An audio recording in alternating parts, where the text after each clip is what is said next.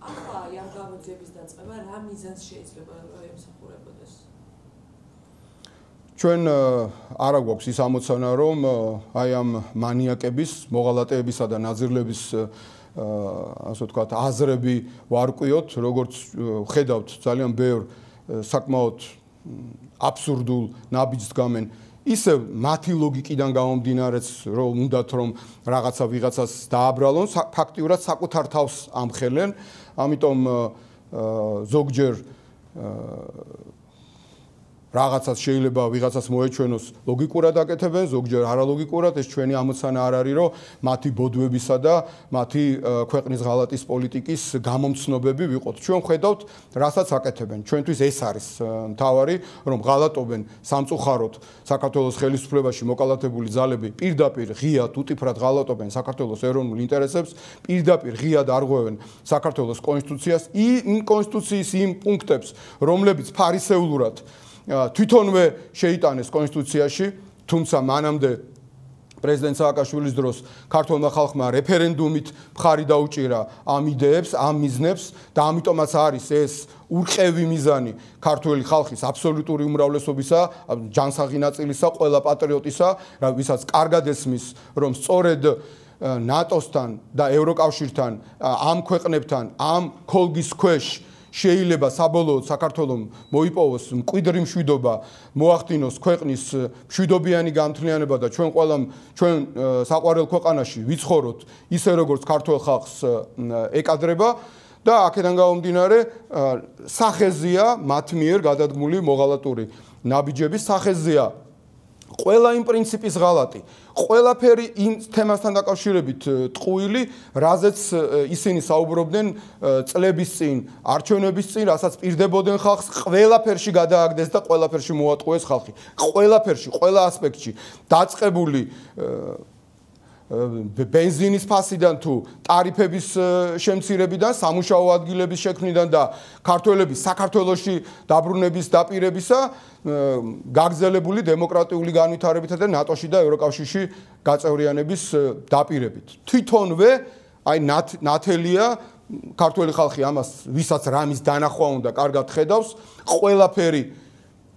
ტყუილი აღმოჩნდა, ყველაფერს უღალატეს და თვითონვე თქვენს ამ ყველაფერზე უარი და ეხლა დღეს ქვეყანაში გვაქვს ისეთი მდგომარეობა, როგორც უბრალოდ ბელორუსიაში კი არა, უკვე ჩეჩნეთს დაამსგავსეს ჩვენი ქვეყანა თავისი კრიმინალური მენტალიტეტით, თავისი კრიმინალური ქმედებებით და თავისი კრიმინალური ანტიდემოკრატიული, ტოტალიტარული და დიქტატორული ქმედებებით, რომელიც აბსოლუტურად არაფერში არ წერია იმ მიზნებთან და ამოცანებთან, რომელიც აქვს ქართულ ხალხს. აი სწორედ ამიტომ ქართველი ხალხი დარწმუნებული ვარ, რაც არ უნდა პოლიტიკური ლიდერები დააპატიმრონ, რაც არ უნდა ახალგაზრდები დააპატიმრონ და შეეცადონ ხალხი დააშინონ, არავინ არ დაშინდება, ქართველი ხალხი არ დაშინდება.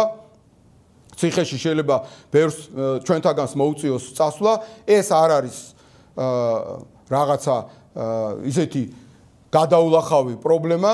საქართველოსთვის როცა იბრძვი, ოდითგანვე ასე იყო, ყოველთვის უნდა იყო მზად იმისთვის, რომ თავი დასდო ამ ქვეყნისთვის. თუ ნამდვილად ბოლომდე იბრძვი და ციხეში წასვლა და ცემატყეპის ატანა და ლანძღვის ატანა და ცილისამების ატანა ამასთან შედარებით არაფერი არ არის. მიჩვეულები ვართ ჩვენ განსაკუთრებით ნაციონალური მოძრაობის წარმომადგენლები, მაგრამ მადლობა ღმერთს, საზოგადოების უდიდესმა ნაწილმაც სწორედ დაინახა ის, რასაც ჩვენ ვამბობდით აი ამ უკვე 13 წლის განმავლობაში, სწორი შეფასება გააკეთა, ამიტომ ქართველი ხალხი დადგა, ახალგაზრდობა დადგა ფეხზე და აქედან გამომდინარე დარწმუნებულები ვართ, რომ ეს ბრძოლა ჩვენი მშვიდობიანი ბრძოლა საქართველოს გადასარჩენად აუცილებლად გამარჯვებით დასრულდება. მინდა გითხრათ, ბოლო დღეებში ყველობის პროპაგანდა ვრცელდება ხუმრობით შეფარებული, რომ თითქოს ირანში ყოფნის შემდეგ კობახიძე დარჩა მხოლოდ ცოცხალი და ამ შემდეგ გუშინ ვიხილეთ პირდაპირ ეთერში როგორ ამეთქდა ირანის სამაუწყებლო კომპანია და ამის შემდეგ უკვე დაიწყო პროპაგანდა, რომ მიუღებელი მედიები ოპოზიციის მომხრეების მხრიდან უსურვებენ იგივეს, რომ იმედსაც და პოზიტივისაც რუსთავისაც და ასე შემდეგ უნდა მოხდეთ ნაღმი თუ რაღაც მსგავსი პროპაგანდა და ამაზე სიცილი. ემიჯნებით თუ არა მსგავს აგრესიულ პროპაგანდას, რაც მიმდინარეობს ოპოზიციის აქტივისტების მხრიდან. მიუხედავად იმისა, რა დამოკიდებულება მაქვს მე TV ნადეჟდასთან, პოზიტივისთან თუ კრემლის პროპაგანდის ინსტრუმენტებთან, იქ ადამიანები მუშაობენ, ჩვენ პრეტენზია გვაქვს მათ ფლობელებთან და იმათთან, ვინც საინფორმაციო პოლიტიკას კრემლის კარნახით ახორციელებენ და არა ადამიანებთან და არა კონკრეტულ ჟურნალისტებთან თუ ოპერატორებთან თუ სხვა იქ მომუშავე ადამიანებთან, ამიტომ ნებისმიერი ძალადობა, სწორედ ის ძალადობა, რომელსაც ნერგავს ეს რეჟიმი, მათ შორის ამ კრემლის პროპაგანდის სამსახურის და ინსტრუმენტების მეშვეობით, ესენი მედიები არ არიან, ჩვენ აბსოლუტურად ვემიჯნებით ამგვარ რაღაცას, ღმერთმა დაგვიფაროს, რომ ვინმეს უსურვოთ ძალადობა და ვინმეს მიმართ ვისურვოთ, თქვათ იგივე ოფისში ბომბის მოხვედრა თუ ასეთი რამ. არის რაღაცა ზღვარი, რომელ ზღვარს არავინ არ უნდა გადავიდეს. ეს რეჟიმი კი გადადის. ეს პროპაგანდის საშუალებები კი ახალისებენ ძალადობას, მათ შორის ამ რეჟიმის მიმართ ოპოზიციურად განწყობილ ადამიანებზე, რიგით ადამიანებზე, პოლიტიკოსებზე და სწორედ ძალადობის პროპაგანდით არიან დაკავებული, მაგრამ ვინც ნორმალური ადამიანები ვართ, ჩვენ მათ არ უნდა დავემსგავსოთ და ჩვენ მათ დონეზე არ უნდა დავეშვათ. ამიტომ ნებისმიერი ძალადობა არის მიუღებელი და არავის ამას არ უსურვებ და არავის ამას არ მოუწონებ ერთმნიშვნელოვნად.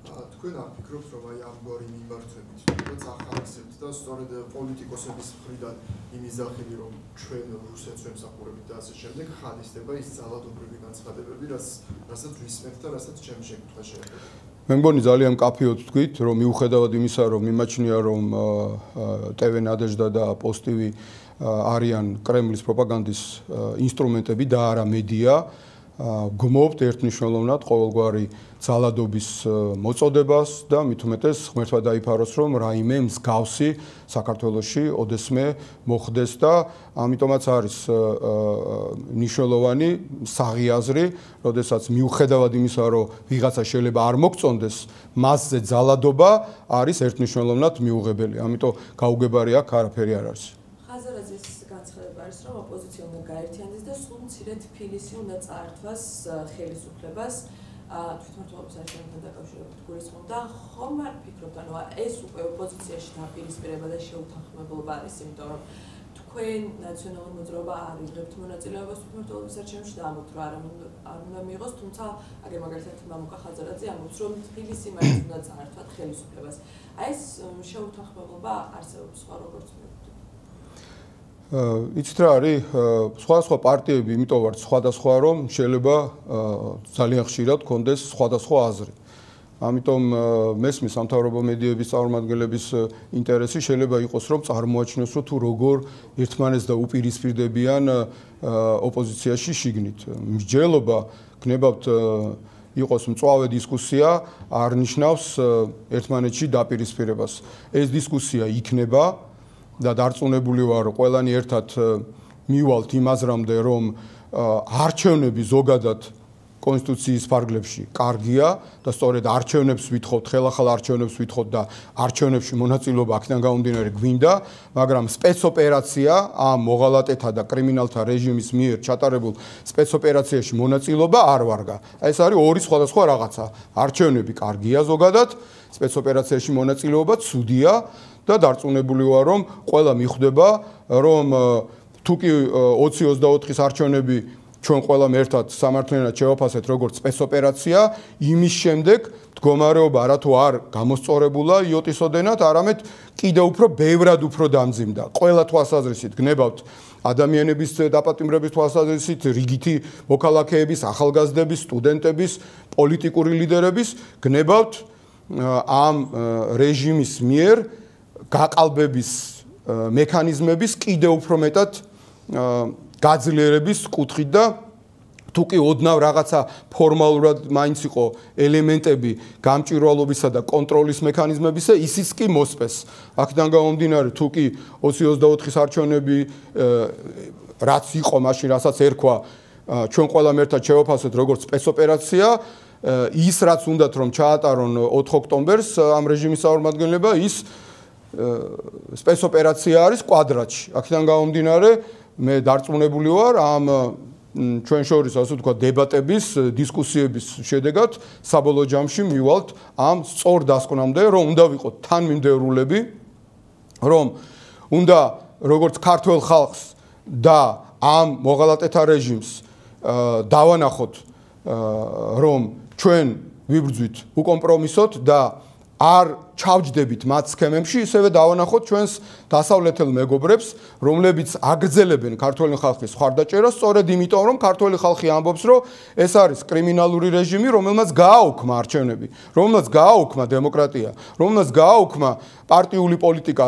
ქვეყანაში, რომელიც აუქმებს და ებრძვის არასამთავრობო ორგანიზაციებს, რომელიც ებრძვის დამოუკიდებელ მედიას და ყველაფერ დემოკრატიულ, ცივილიზებულს, ევროპულს, რაც ჭირდებოდა ჩვენ, ხო?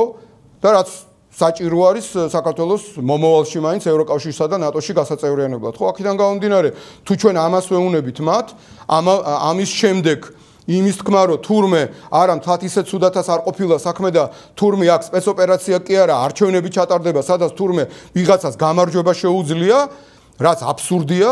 დაწერს ივანიშვილი მისი მონების CSKO-ს მეშვეობით ზუსტად იმას, სუსის დახმარებით, პოლიციის დახმარებით, კრიმინალური სამყაროს დახმარებით და მთელი ამ მისი ხელში ჩაგდებული ინფრასტრუქტურის დახმარებით, რაც მას უნდა, ხო? ამიტომ, რა თქმა უნდა, ქართველი ხალხი გაიმარჯვებდა 2024-ის არჩევნებშიც. იმიტომ, რომ აბსოლუტური უმრავლესობა მომხრია ცვლილების, მომხრია სხვადასხვა პარტიების, ნაციონალური მოძრაობის და სხვა პარტიების. კარგად ვიცით, რომ ერთ-ერთი პარტია ვერ აგროვებს ახლოსაც კი 50%-ს, მაგრამ ჯამში ოპოზიციური, პატრიოტული, პროდასალური პარტიები ბევრად მეც დავაგროვებდით, ხო, რომ ყოფილიყო ამის საშუალება, მაგრამ იმის შემდეგ კიდევ უფრო მეტად გაუარესდა მდგომარეობა. ამიტომ რბილად რო თქვათ, მიამიტობა იქნებოდა ჩვენი მეგობრების მხრიდან, რომ ასე ვთქვათ, გაჯიუტდნენ და არ აღიარონ, რომ ის, რასაც გვთავაზობს რეჟიმი, არის მათი სცენარი, მოვლენათა განვითარების მათი სცენარი, ის არის სპეცოპერაცია და არა არჩევნები, ამიტომ არავინ არ მოგცემს ამის საშუალებას. ჯერ ეს რეჟიმი უნდა შეარყიო, ჯერ ეს რეჟიმი უნდა გაუშვა, აიძულო, რომ შესაბამისი პირობები შეიქმნას, თუნდაც მეტნაკლები ნორმალური არჩევნებისთვის და მაშინ რა თქმა უნდა არჩევნებში უნდა მივიღოთ მონაწილეობა, კიდევ ერთხელ ვამბობ, არჩევნებს ვითხოვთ. ოღონდ ვითხოვთ ნორმალურ პირობებში და არა ამ რეჟიმის მიერ ჩატარებულ სპეცოპერაციას. ხო, ეს არის ორი განსხვავება. როგორ უნდა შეარყიოთ, როგორც მშვიდობიანი ბრძოლით. მშვიდობიანი ბრძოლით. ბრძოლაში პირობებში, როდესაც ოპოზიციაში ასხთა სხვადასხვაობა, რაც თქვენც დაადასტურეთ. აი ხაბეიშვილს თქვა. ასთა სხვადასხვაობა ახასიათებს დემოკრატიას, ასთა სხვადასხვაობა ახასიათებს საღი აზრის მქონე ადამიანებს. მხოლოდ ერთი აზრი მუდმივად შეიძლება კონდეს ყველა პარტიას ჩრდილო კორეაში და საბჭოთა კავშირში და აი რაც უნდა ივანიშვილს რომ თუ უნდა რომ დანიშნოს ოპოზიცია. აი მის დანიშნულ ოპოზიციასა და მის ბანდის ეგრეთ წოდებულ პარტიას ამ ქოცნებას აქვთ ერთი აზრი. მაგრამ ასთა სხვადასხვაობა, დებატები, მსჯელობა არის ნორმალური. მე მჯერა რომ საბოლოო ჯამში მივალთ იმ სწორ დასკვნამდე და ვიმოქმედებთ იმ სწორი ასე ვთქვათ გზის მიმართულებით ვიმოძრავებთ, რაც არის ლოგიკური, რაც არის საღი აზრი, რაც არის თანმიმდევრული. როდესაც ვამბობთ რომ ამ რეჟიმთან არ უნდა ვითანამშრომლოთ, ეს რეჟიმი არ უნდა ვაღიაროთ, შესაბამისად არც მის სპეცოპერაციებში არ უნდა მივიღოთ მონაწილეობა, როგორც არ ვიღებთ მონაწილეობას მის დანიშნულ არალეგიტიმურ პარლამენტში, სხვადასხვა მის შეთითხნულ სტრუქტურებში. ხო, აქედან გამომდინარე, იგივეა აბსოლუტურად. კი, ქართველი ხალხი ერთ აზრზეა, რომ ეს რეჟიმი, მოღალატეთა რეჟიმი მოიცილოს თავიდან, მაგრამ მის სპეცოპერაციაში მონაწილეობით ამას ვერ გავაკეთებთ. ჯერ ეს რეჟიმი ჩვენი მშვიდობიანი ბრძოლით უნდა შევარყიოთ და ჩვენ ვხედავთ კიდევაც კარგად. ქართველი ხალხის ბრძოლამ, ქართველი ხალხის მშვიდობიანმა ბრძოლამ და ჩვენი მეგობრების ზეწოლამ დავინახეთ რა პირველი შედეგი გამოიღო. ყველა ის ნაძირალა და დამნაშავე, რისთვისაც ისინი აუცილებლად შესაბამისი კანონით გასამართებიან, რომლებიც იქნენ დასანქცირებულები სხვადასხვა სტრუქტურაში მყოფი, მათ შორის ის ავაცახსენებელი ხარება გააპანღურა ივანიშვილმა, იმიტომ რომ იზოლებული გახდა. და არავის არ ეგონოს, რომ ეს ძალიან დიდი სიხარულით გააკეთა. ეს მისთვის ძალიან სერიოზული, მისი აი ამ ტოტალიტარული სისტემისთვის სერიოზული პრობლემაა, რადგანაც უკვე ვინც შემდგომში დაინიშნენ, იმათმა იციან, რომ როდესაც ისინი შეასრულებენ დანაშაულებრივ დავალებებს, მათზე კიდევ უფრო მეტი ზეწოლა განხორციელდება, როგორც ქართველი ხალხის მხრიდან, ისე ჩვენი მეგობრების მხრიდან და ივანიშვილს ასევე მოუწევს მათი გაპანღურება, ისევე როგორც შემდგომში ეს დასრულდება იმით, რომ ქართველი ხალხი გააპანღურებს ივანიშვილს. აი ესე მოხდება. და ეს გეგმა რას გულისხმობს? რა არის გეგმა? როგორ უნდა დაამხოთ ხელისუფლება? კიდევ ერთხელ ვიმეორებ, რომ ჩვენი გეგმა არის ბრძოლა მშვიდობიანი კონსტიტუციური მეთოდებით, ხო რომ ლევანმა პირიქით თუ თქვენ ლევანის ინტერვიუს ცდილობთ რომ ასე ვთქვათ ციტატად მოიყვანოთ, არასწორად ამბობთ, პირიქით მან თქვა, რომ აქ როგორ უნდა წარმოგიდგინოთ, მე ჩემს გონებაში მაქვსო. დიახ. ხო, კითხეთ ლევანს. კითხეთ. ჩვენი ყველა შემთხვევაში ხო პრინციპული და მნიშვნელოვანი რა არის? პრინციპული და მნიშვნელოვანი არის ის, რომ აქამდე ქართველი ხალხი, ოპოზიცია, ნაციონალური მოძრაობა იბრძოდა და იბრძვის მშვიდობიანი მეთოდებით. მომავალშიც ვაპირებთ სწორედ ასეთ მშვიდობიანი მეთოდებით, მაგრამ შეიძლება ვიყოთ უფრო რადიკალურები, მშვიდობიანები, მაგრამ უფრო რადიკალურები, უფრო პრინციპულებები, უფრო შეურიგებლები და აი ერთ-ერთი ნაწილი ამისა, ამ მშვიდობიანი ბრძოლისა არის ის, რომ ჩვენ თუ აქამდე თლათ ერთიანები ვერ ვიყავით და ჩანს, ხო? ეს ზოგი მონაწილეობს ეგრეთ წოდებულ სალომე ზურაბიშვილის რაღაცა პლატფორმაში, ზოგი არ მონაწილეობს, ხო? მაგალითად 4 გამარჯვებული პარტიიდან 2 მონაწილეობს, 2 არ მონაწილეობს, უბრალოდ 3 არ მონაწილეობს და 1 მონაწილეობს, ხო? შესაბამისად არის ასთა სხვადასხვაობა, ეს ტრაგედია არ არის, როგორც უკვე გითხარით, ეს ჩვეულებრივი ამბავია, მაგრამ ჩვენ გვჭირდება მეტი ერთიანობა. იმისათვის რომ ეს მოღალატური რეჟიმი დავამარცხოთ მშვიდობიანად, ჩვენ მეტი ძალისხმევა გვჭირდება და აქედან გამომდინარე გვჭირდება კიდევ ერთხელ გავიმეორებ თანმიმდევრულობა, გვჭირდება მეტი სიმართლის თქმა, ხალხთან შეხვედრა, გაცრავად ხალხისთვის ახსნა რა ვითარებაა, იმიტომ რომ ძალიან ბევრი ადამიანს ისე უჭირს, რომ საერთოდ ტელევიზორსაც ვერ უყურებენ, ზოგ შეიძლება ტელევიზორიც კი არ კონდეს და აქედან გამომდინარე მეტი ადამიანის ჩართვა ჩვენ მშვიდობიან ბრძოლაში, რათა სწორედ მშვიდობიანად და კონსტიტუციური მეთოდებით შევძლოთ აი ამ დიქტატორული, მოღალატური კრემლის სამსახურში მყოფი კრიმინალური რეჟიმის ხელისუფლებიდან გასტუმრება. ჰელსინკის კომისიაზე, რომელიც აცხადებს, რომ საქართველოს მთავრობა თავს ესხმის ყველას, ვინც დემოკრატიისთვის ბრძოლას ბედავს და აქვე მოყავს გიორგი ბაჩიაშვილის დაკავების ამბავი და ჯინ შაჰინმაც დაწერა სოციალურ ქსელში, რომ ბაჩიაშვილის ამბავი არის დარტყმა დემოკრატიისთვის. თქვენ როგორ ახასებთ ამ განცხადებებს და ფიქრობთ რა რომ ფულის გათეთრებაში მსჯავრდებული ადამიანი სამართლის წინაშე როცა წარდგება არის დემოკრატიისთვის დარტყმა. და ბოდიში ჯინ შაჰინმა ასე ვთქვა, რომ ქართული ოცნების ტაქტიკა სულ უფრო ლაჯშული ხდება. ანგარიშვალდებულების მიღწევის მიზნით ძალისხმევას გავაგრძელებთ, მათ შორის ორპარტიული მეგობარი აქტის მიღებით. აი ხლა თქვენი სტრუქტურა ხო უჭერს ხარს ამ რეჟიმს. ბიძინა ივანიშვილის ბანდის წარმომადგენლების მხრიდან ფულის გათეთრებაზე ლაპარაკი. აი მართლა უხერხული არ არის? კანონი მიიღო კაცმა, რომ ერთი თეთრი არ გადაიხადოს და მისი კრიმინალით ნაშოვნი ფული და ქონება საქართველოში ისე შემოიტანოს, რომ საერთოდ არსად არ გაატაროს და საერთოდ არსად არაფერში არ იყოს დაფიქსირებული და ერთი თეთრიც კი არ გადაიხადოს. და ის ბაჩიაშვილი სწორედ მის სამსახურში იყო ამ წლების განმავლობაში და მასთან ერთად აკეთებდა იმ ბიტკოინებს, რომელი ბიტკოინების საწარმოებლად ხალხს კი არ შეუმცირა ელექტროენერგიის ტარიფი, თავისთვის შეიმცირა. თავისთვის მოიწყო 64 და თავისთვის მოიწყო ის, რასაც ხალხს პირდებოდა და ისე აწარმოეს ეს ბიტკოინები. და ვინმეზე შეიძლება ამ ძალამ ივანიშვილის ბანდა მილაპარაკოს ფულის გათეთრებაზე, თავიდან ბოლომდე ფულის გათეთრებით, ქვეყნის ზარცვით, ბიუჯეტის ზარცვით, ჩვენი ქვეყნის ეკონომიკის განადგურებით არიან დაკავებულები და ვინმეს გაუკვირდა რომ მათ მიმართ ითქვა ფულის გათეთრებასთან დაკავშირებით, ხოლო რაც შეეხება დემოკრატიაზე დარტყმა არის ნებისმიერი ის ქმედება, რომელსაც ხელისუფლებას ჩადის კანონის დარღვევით და მე ამას კიდევ ამართლებს.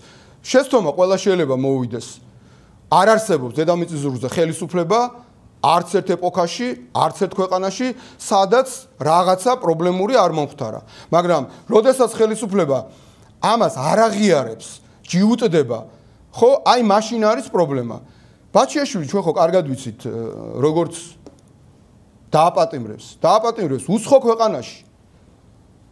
და მოიტაცეს ადამიანი და მე ქართულ ხალხს ეუბნებიან, რომ თურმე ადამიანი, რომელიც ივანიშვილს გაექცა 1000 მისი ასე ვთქვათ, მოგონილი რაღაცა მანქანებით და ხრიკებით, მე მობრუნდა და დასეირნობდა საქართველოს საზღვართან. ხო, აი, რამდენად დებილი უნდა იყო, რომ ეს დაიჯერო რა, თუ ვინმე დაიჯერა ეს. და არ მგონია, რომ ვინმე დებილია. მაგრამ რამდენად უნამუსო იყო ხელისუფლება, რომ ეს ელაპარაკო ქართველ ხალხს და გეგონოს, რომ დებილები არიან და ამას დაიჯერებენ. და ამ უნამუსოების მხრიდან და ამ კრიმინალების მხრიდან რაიმე ამდაგვარზე ლაპარაკი უბრალოდ უხერხულია. და მეც მოგიწოდებთ თქვენ, რომელთანაც არაფერი, ასე ვთქვათ, გასარჩევი არ მაქვს, როგორც უკვე გითხარით, ჩვენ არა გვაქვს პრეტენზია ჟურნალისტებთან, ოპერატორებთან, ამა თუ იმ სტრუქტურაში მომუშავე ადამიანებთან. ჩვენ გვაქვს პრეტენზია, ვინც რეალურად ფლობს აი ამ მიკროფონებს. ვინც რეალურად ფლობს და ვინც რეალურად აკონტროლებს. მოგიწოდებთ, რომ შეეწინააღმდეგოთ ყველანაირად ამგვარ მცდელობას, რომ ქართველი ხალხი გააბაიბორონ და გააბითორონ და მოატყუონ კიდევ 13 წელიწადია უკვე. კმარა საკმარისია, რაც იპარპაშეს, რაც იმაიმუნეს, გამოავლინეს თავისთავი, თუ კი ვინმე რამეს ვერ ხედავდა წლების წინ. ახლა ყველაფერი ნათელია ხო ყველასათვის. ამიტომ მოგიწოდებთ, როგორც თანამოქალაქეებს, რომელთან მიმართაც მხოლოდ კეთილგანწყობა მაქვს, ნუ მიცემთ ამის საშუალებას. მოგიწოდებთ აი ამ სტრუქტურებში მომუშავე ადამიანებს იყავით ისეთივე კარგი ქართველები, როგორებიც არიან სხვები, როგორებსაც თქვენ ჯერა წარმოადგენთ ადამიანურად, მაგრამ მესმის ყველა სამსახური გვაქვს, მაგრამ არის რაღაცის ზღვარი, რომელიც ზღვარს იქით გადასვლა აღარ შეიძლება და რომელიც ზღვარს იქით გადასვლის უფლება არავის არ უნდა მივცეთ. ჩვენ ყველამ ერთად საქართველოს მოქალაქეებმა, ყველა პატრიოტმა, მე არავის არ გამოვყოფ და არავიზე დიდ პატრიოტად არ ჩავთვლი ახლა თავს და არ ჩავთვლით ვინმეს, რომ თქვენ ვინმეზე ნაკლები ხართ. პირიქით, ამ პატივისცემით და ამ დამოკიდებულებით მოგმართავთ ყველას, ვინც კი მუშაობთ აი ამ სტრუქტურებში, რომელიც მთელი ამ წლების განმავლობაში ცდილობს, რომ ერთადერთ რამეს ემსახუროს, რომ ეს რეჟიმი დარჩეს ხელისუფლებაში. ამაზე ბევრად უფრო დიდი არის ჩვენი ქვეყანა.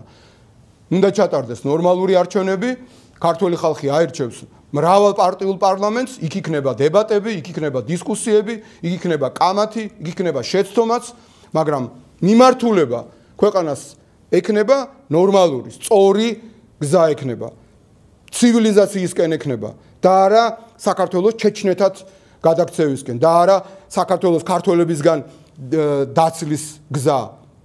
და რატომაც გარბიან ქართველები, ვიცით ხო? პოლიტიკური დევნა იქნება თუ ეს უმეტესწილად ეკონომიკური პრობლემები და საქართველო გაივსო აბსოლუტურად გაურკვეველი ადამიანებით და ეს არის ის საქართველო, რაც უნდა და მაგალითად იმ ადამიანებს, ვინაც 2012-ში ხმამისცა ივანიშვილს. ამიტომ ყველამ კარგად ვიცით რაშიც არის საქმე, ამიტომ მე ჯერა რომ ქართველი ხალხის აბსოლუტური უმრავლესობა გააცნობიერებს მის პასუხისმგებლობას და საღად გაანალიზებს ყველაფერი იმას, რაც ხდება ქვეყანაში და კიდევ ერთხელ ხაზს უსვამ, მშვიდობიანად ამ რეჟიმს გავისტუმრებთ და ვიცხოვრებთ ნორმალურ, ცივილიზებულ ქართულ, მაშასა და მე ევროპულ საქართველოში. შაჰინის განცხადებაზეც კითხეთ, ქართული ოცნების ტაქტიკა სულ უფრო ლათშური ხდება ანგარიშვალდებულების მიღწევის მიზნით, ძალისხმევას გავაგზავნებ, რომ მათ შორის ოპერატიული მეგობრობის აქტი მივიღეთ. დეთანხმები და დიდ მადლობას ვეუბნები ამ სიტყვებისთვის. და გითხავთ გერმანიის საელჩო თქვენ რა არის სასაცილო თქვენთვის ერთ ძალიან საინტერესოა. რამ გაგაცინათ? ასაგები. გერმანიის საელჩო თქვენი პარტიის სის მერვე ნომერი ირაკლი ფადაგიანი წარსულზე სასაუბროდ მიიწვია ლექცია ჩაატარებინა.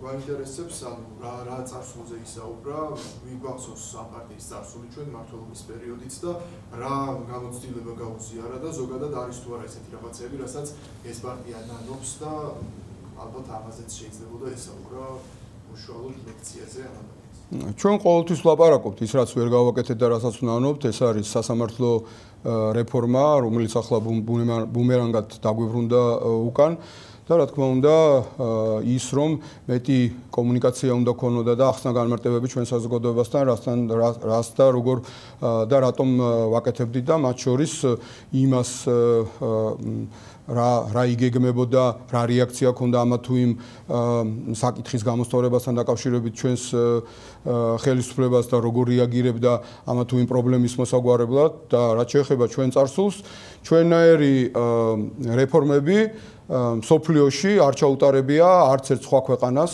ეს არ არის ჩვენი სიტყვები, ჩვენნაირი წარმატებული რეფორმები და ჩვენნაირი მართლა უპრეცედენტო რეფორმები არ ჩაუტარებია პრაქტიკულად არც ერთ ქვეყანას, ეს არ არის ჩვენი ასე ვთქვათ აზრი და განცხადება, ეს არის მსოფლიო ბანკის განცხადება, ეს არის სავალუტო ფონდის განცხადება, ეს არის ევროპული კვლევების განცხადება და მათ შორის ყველა იმ შეფასებისა, რომელიც ჩვენ გქონდა თავის დროზე ევროკავშირთან, ნატოსთან, კი მუდმივად იყო კრიტიკული შენიშვნები, მაგრამ სოფლიოში არავის არ ჩაუტარებია ისეთი რადიკალური და ეფექტიანი რეფორმა, როგორიც ჩვენ ჩავატარეთ პოლიციაში. და მე პირადად ვამაყობ, რომ ამ რეფორმის ინიციატორი ვიყავი, იდეის ავტორი ვიყავი, ვინც გავიტანე ეს თავრობის ხმაზე და ვინაც დავიწყე ეს რეფორმა და შემდეგ ჩემმა სხვა კოლეგებმა, პირველ ყოვლისა ვანო მერაბიშვილმა ამის რეალიზაცია მოახდინა და ჩვენ გავაკეთეთ ისე, რომ ასე ვთქვათ, ტრადიციების არ მქონე, ნორმალური ტრადიციების არ მქონე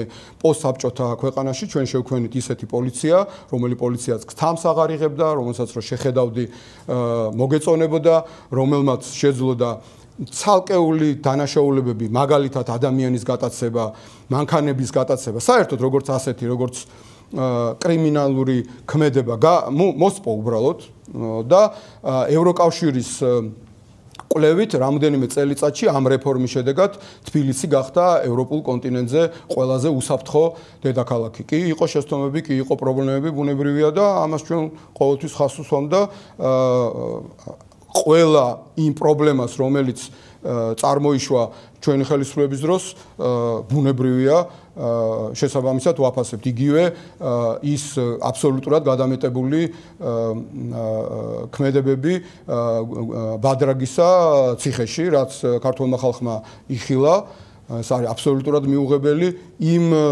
დანაშაულზე მყისიერად მოხდა რეაგირება სამწუხაროდ დაგვიანებით, მაგრამ როგორც კი გაირკვა და გამომჟღავნდა მყისიერად მოხდა რეაგირება, უბრალოდ ეს ქართულ ხალხს აღარ ახსოვდა, იმიტომ რომ მთელი რიგი ხელმძღვანელები იქნენ დაპატიმრებულები, ერთი ადამიანი და ერთი ვიღაც ბადრაგი კი არა.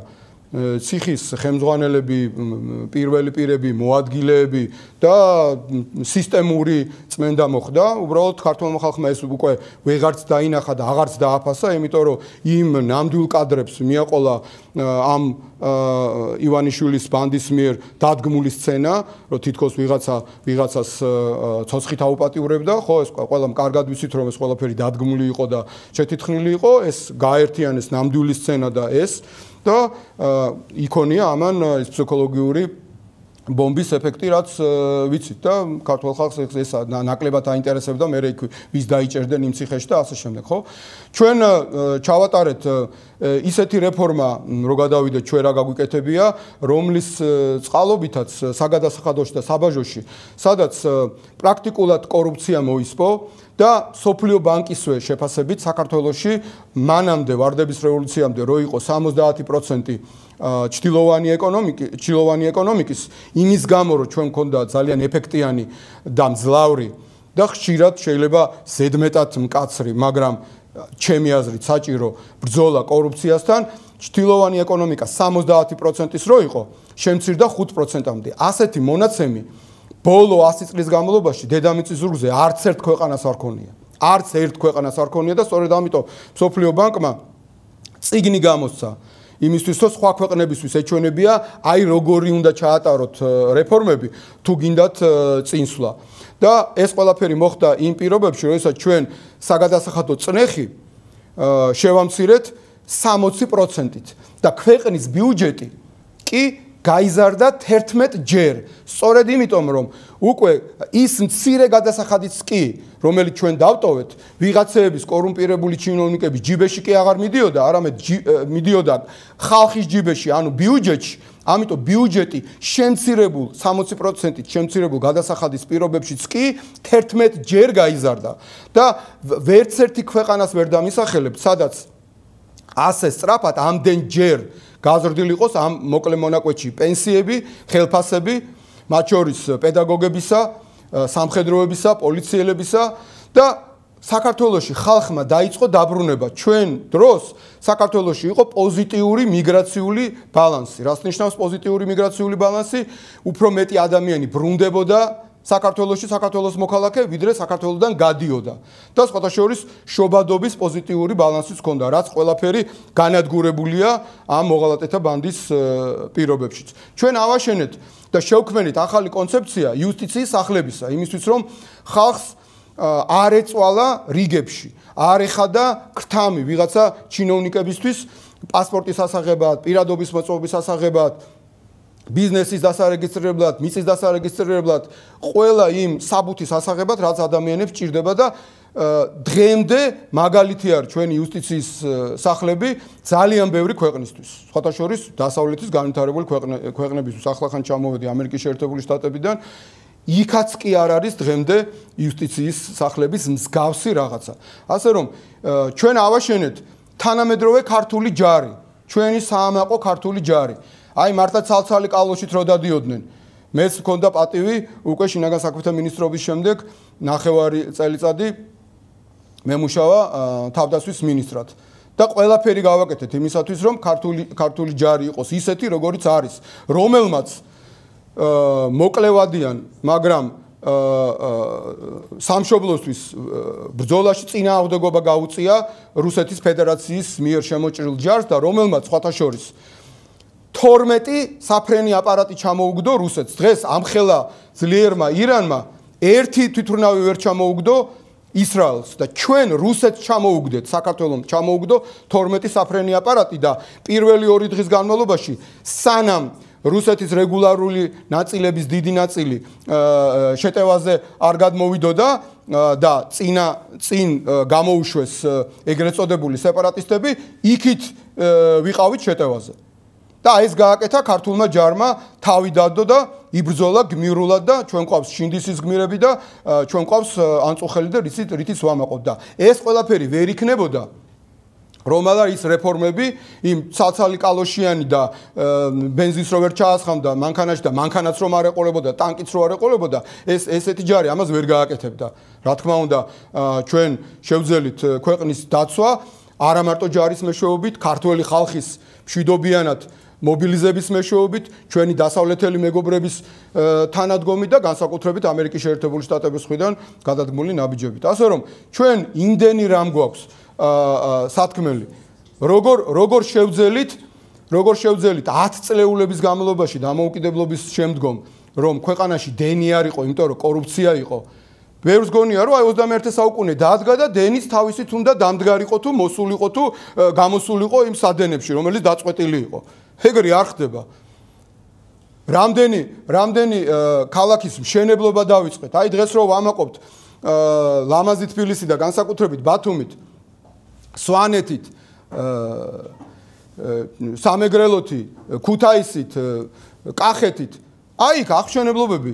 მას შემდეგ დაიწყო, რაც კრიმინალი დავამარცხეთ და მას შემდეგ რაც მივეცით საშუალება მათ შორის ბიზნეს რომ შემოსულიყო და სახელმწიფოსთან ერთად ეთანამშრომლა, სახელმწიფო გზებს ააშენებდა, სახელმწიფო სხვა ინფრასტრუქტურულ პროექტებს განახორციელებდა და დაიწყებოდა აღშენებულობა. და აი ბათუმში რაც დაიწყო, აი დღეს ვხედავ ჩვენ იმ ყველაფრის შედეგებს, რომ არა კარგი გაგებით, არა ბუნებრივად სწრაფად ვითარდება ბათუმი და მართლა რაღაცა სუპერ დიდარ სახელმწიფოს ქალაქად გას. ასე რომ თუ ვიღაცას დაავიწყდა ეს ყველაფერი, დიდი სიამოვნებით შევახსენებთ და მათ შორის არ გვერიდება იმ დროს არსებულ პრობლემებზეც საუბარი. აშიშის განცხადება არის ნაკლებად გელაპარაკეთ? არა, სანამ ირაკლი ხვადაგიანს მიიწვევდნენ, ბექა კობახიძემ დაწერა, რომ მანამდე მე მომიწვიესო და ეს ადამიანი არის ის, ვინც აქციების პერიოდში ქართული ოცნების თქმით კითხულობდა ლექციებს, როგორ მომხდარიყო რევოლუცია და როგორ უნდა დაიმყოს ხელისუფლება და ასე შემდეგ და მართველი გუნდის შეფასება არის ის, რომ საელჩოს მხრიდან ამ ბუნების და აი ამ საქმიანობით დაკავებული ადამიანის მიწვევა ლექციის წასაკითხად არის არასწორი და დემარში პოლიტიკურად. როგორ შეაფასებთ თქვენ ამ ყველაფერს და რამდენ მიზანშეწონილია საელჩო იქნებდეს ამ ტიპის ადამიანს ლექციების წასაკითხად? ეს კიდევ ერთი გამოვლინებაა აი ეს კადიროული აზროვნებისა, რომ თურმე ადამიანი როცა რაღაცას იტყვის, თურმე საელჩომ უნდა დაბლოკოს, ასე ვთქვათ, ის რაღაცა შავი ჯვარი დაუსვას და ასე შემდეგ. აი აქ ამ დონეზე არიან დასულები და აი თქვენც გავალებენ, რომ ესეთი შეკითხვები დასვან, ხო? ადამიანს თავისი აზრი აქვს, თუ მან დანაშაული ჩაიდინა, შესაბამისად წაუყენონ ბრალდება და გაასამართლონ, ხო?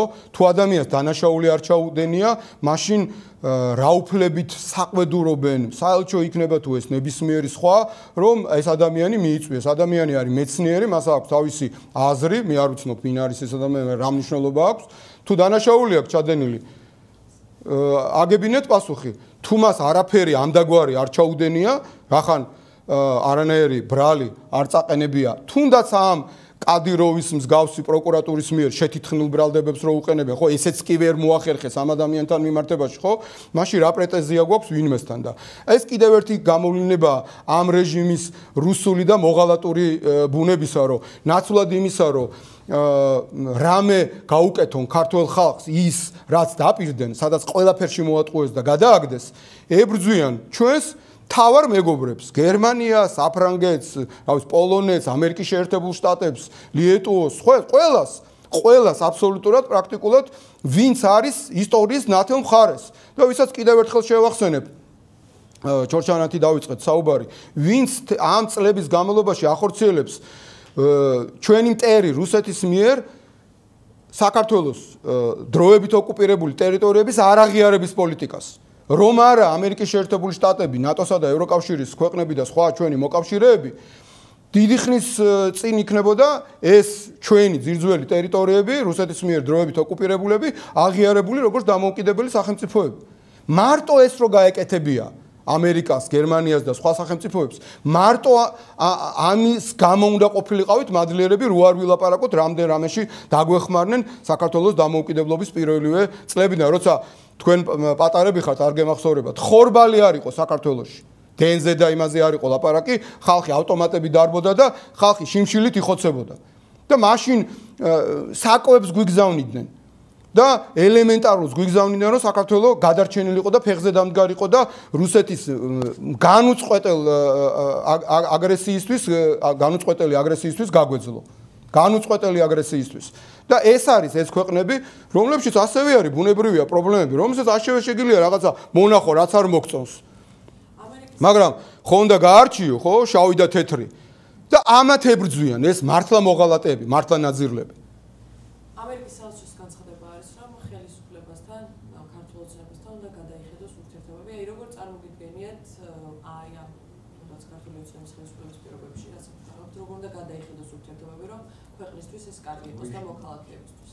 არაერთხელ გვითქვამს, რომ მოქალაქეებისთვის კარგი ის იქნება, რომ ეს კრიმინალური რუსული მოღალატური რეჟიმი ხელისუფლებიდან მოვიცილოთ. ამიტომ ამ რეჟიმზე ამერიკის შეერთებულმა შტატებმა და სხვა ჩვენმა მეგობარმა ქვეყნებმა უნდა განახორციელონ ძალიან მწვავე ზეწოლა სანქციების სახით. მათზე ამ ბანდის წარმომადგენლებზე, მათი ოჯახის წევრებზე და არა ქართულ ხალხზე, როგორც რამდენჯერმე გაისმა ვიზა ლიბერალიზაციის გაუქმებასთან დაკავშირებით, უნდა გაიმიჯნოს ეს მოღალატეთა ბანდა და დანარჩენი ქართველი ხალხი. და აი ამ მოღალატეთა ბანდას მართლა ფეხებ ქვეშ ამ სანქციებით მიწა უნდა ეწოდეს და მაქსიმალური დისკომფორტი უნდა შეექმნას პირველ ყოვლისა ივანიშვილს, რომლისთვისაც ფული არის მთავარი და რომელიც ყავს პუტინს გამოჭერილი ერთი ადგილით თუ რამდენიმე ადგილით არ ვიცი და აკეთებიებს იმას, რაც მას უნდა. აი, აქედან გამომდინარე, ჩვენი ყველას ამოცანა უნდა იყოს, რომ ისე გავაკეთოთ, რომ შვიდობიანად ეს რუსული კრიმინალთა და მოღალატეთა რეჟიმი გავისტუმროთ ხელისუფლებიდან. წავიდნენ, დაგვანებონ თავი. ვინაც დანაშაული ჩაიდინა, იქნება არც პარტიები, არც პოლიტიკოსები, იქნება მომავალში ნორმალური დამოუკიდებელი პროკურატურა, ნორმალური დამოუკიდებელი სასამართლო, რომელსაც ჩვენი მეგობრების მეშვეობით დახმარებითაც შევქმნით და აი მათ წინაშე აგებენ პასუხს, ვინც არ უნდა იყოს, რა ხნის დანაშაულიც არ უნდა იყოს. ნებისმიერი მათგანი. იმ და დარწმუნებული ვარ, რასაც იქნება, იმიტომ რომ ვერც ერთი ხელისუფლება მუდმივად ცაში ვერ გამოეკიდება და ხელისუფლებაში ვერ დარჩება, ეს აუცილებლად ასე მოხდება. გარდაუვალია. აი ესეთი ზეწოლა უნდა განახორციელონ და ასეთი გადასინჯვა ურთიერთობების, მათ შორის იმის სახით, რაც თქვენთვის კარგად ცნობილია, მეგობარი აქტი მუშავდება ამერიკის შეერთებულ შტატებში და კონგრესმა პრაქტიკულად უკვე მიიღო და სენატში იქნება მისაღები. და ეს და სხვა ამდაგვარი ნაბიჯები უნდა გადაიდგას ამ რუსული კრიმინალური და მოღალატური რეჟიმის წინააღმდეგ. დაწყებულია.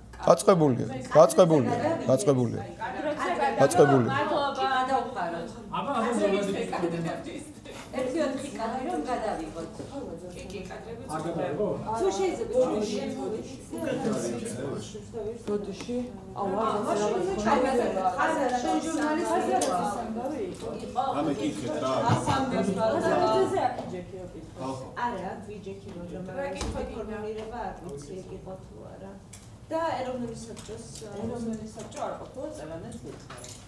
შეგიძლიათ დავუსვათ. კითხეთ და ჩვენ კადრებს ავიღებთ. ან მთავრობა პარლამენტს ეროვნული საბჭოების საბჭოს ლიკვიდაციის შესახებ საპარლამენტო წინადადებით მიმართავს და საბჭოს უფლებამოსილება საქართველოს მთავრობა განახორციელებს, ასე ვთქვათ, ან ეს გადაწყვეტილება რამდენად მართებულია თქვენი აზრით. ჩვენ ამგვარი რამ აღარ გვიყვირს, ყველა ცივილიზებულ დემოკრატიულ ქვეყანაში არის ეროვნული უსაფრთხოების საბჭო, სხვადასხვა სახელი ქვიათ. ჩვენ კარგად ვიცით მაგალითად ამერიკის პრეზიდენტს როგორი მძლავრი სტრუქტურა აქვს და ჩვენი მეგობრები წლების განმავლობაში ეხმარებოდნენ საქართველოს, რომ ასეთი სტრუქტურა ჩვენთან უფრო ძლიერი ყოფილიყო, იმიტომ რომ პირველივე დღეებიდანვე ასე ვთქვათ კონსტიტუცია როცა იქნა მიღებული დაარსდა ამგვარი სტრუქტურა, რაც აუცილებელია იმისთვის, რომ შეძლოს სახელმწიფომ მოახდინოს კოორდინაცია იმ სტრუქტურებისა, რომელსაც ეხება ქვეყნის თავდაცვა, საგანგებო სიტუაციების მართვა, სამოქალაქო თავდაცვა და კატასტროფების მართვა. ეს არის ცივილიზებული გზა, მაგრამ ამ მოღალატეთა რეჟიმის ამოცანა არ არის დამოუკიდებელი ევროპული სტანდარტის ქართული სახელმწიფოს მშენებლობა. ეს კარგად ვიცით. ისინი აშენებენ, ეს ბანდა აშენებს კადიროვის მსგავს რაღაცა წარმონაქვს, რომელსაც ბუნებრივია მათ ესეთი რამე არ ჭირდებათ. ეხლა, როდესაც მათ პრეზიდენტად აირჩევ ორი წიგნის არ წამკითხელ ადამიანს, როგორი დამოკიდებულება გაქვს, შეურაცხყოფელი დამოკიდებულება გაქვს ამ ქვეყნისადმი, ისიც ნათელია. ეხლა ხან დანიშნეს ადამიანი შემოსავლების სამსახურის ხელმძღვანელად, რომელიც ციფრებს ვერ არჩევს ალბათ, ხო? ჩვენ ყველანი ხედავთ რა ტიპის წარმონაქმნად სახელმწიფოსაც ვეღარ ვიქმნათ, უნდათ რომ დაიყვანონ ჩვენი ქვეყანა და აქედან გამომდინარე ანადგურებენ ყველაფერს, რისი განადგურებაც და რისი პროფანაციაც კი შეიძლება ყველაფერს ამას უკეთებენ. ეს არის სამწუხარო რეალობა. კიდევ ერთი არგუმენტი მილიონ და 1000 მილიონ არგუმენტ შორის რატომაც უნდა ეს კრიმინალებისა და მოღალატეთა რუსული ბანდა ხელისუფლებიდან მშვიდობიანად გავისტუმროთ.